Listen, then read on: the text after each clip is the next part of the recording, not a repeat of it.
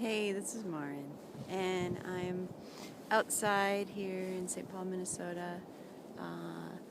It is a beautiful January day. I'm trying to put my glove back on. And I'm at Crosby Farm, and I'm contemplating something that I wanted to share. And it's about whether or not God loves you.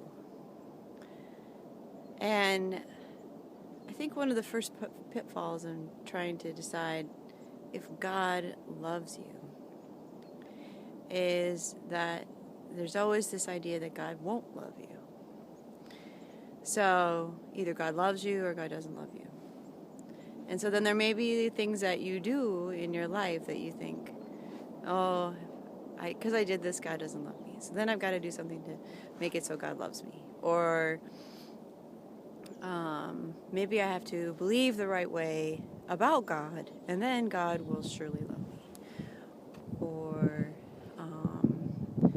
maybe because I was born a certain way, I'll never have God's love, or I'll never be worthy of God loving me.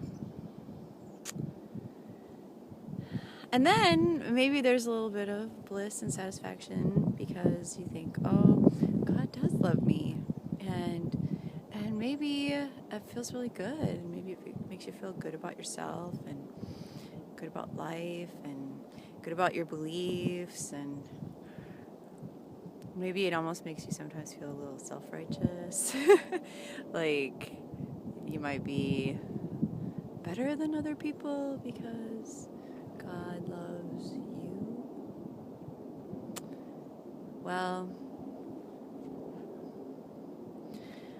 I really don't mean to offend anyone when I say this, but God doesn't love anybody. And I'm not saying that God doesn't exist. I'm not saying that love doesn't exist. I'm just saying that it's not ever something that's turned on or turned off.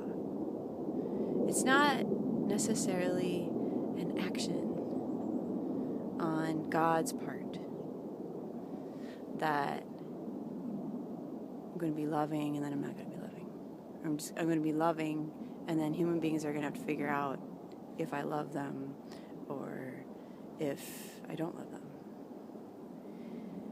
And that's like, it's partly a trap in our culture and our way of thinking that we're so focused on doing. So we think that God is pretty much a doer too. And really, God's a beer, that it's this, if you really want to talk about being eternal and being immortal and being omniscient and being omnipresent, if you're going to use all those really big words about God, then it's hard to have a time when God is not somewhere, not present, not there. And how would love ever not be? And how would ever God not be love and not be loving all the time? It's just, it never ends. It never ends. And so it's not like God loves me or God doesn't love me, but it's more like God love. Like it never, there's no limit, there's no end. It just goes on and on and on, and you never are away from that. You're never outside of that. It's always around, all around. And you can't escape it because it's the existence. It's the tangible and the intangible because it's just so big, that love. and you can't escape it. You can never, ever escape it, and it doesn't turn on and off. God doesn't love you like God hugs you, or God, you know.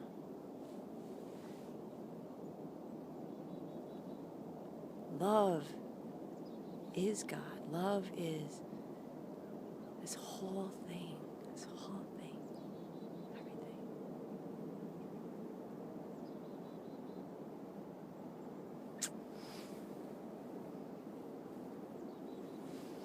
Oh, now I gotta shut this thing off. But before I do, I gotta show you this. Oh, you can switch the camera around. I don't know if I can. There it is. Can we see this? No, everything is illusion. Did it show up? Everything is illusion. And infinite love is the only truth. Well, hopefully you saw that. It's written right on here. Infinite love is the only truth and everything is illusion. Ha! Happy January day.